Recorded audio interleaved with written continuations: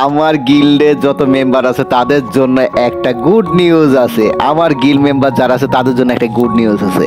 আর good নিউজটা হলো কোনটা, যে এই কুরবানি ঈদ উপলক্ষে আমি একটা টুর্নামেন্ট ছাড়বো। হ্যাঁ হ্যাঁ বন্ধুরা, যা শুনতেছে তাই রাইট। আজকে যা বলতেছি এটা শুধু আমার গিল্ড মেম্বার যারা আছে তাদের জন্য এটা আমার গিল্ড মেম্বার যারা আছে তাদের জন্য একটা টুর্নামেন্ট ছাড়বো। ঈদ উপলক্ষে আমি একটা সালামি হিসেবে দিব।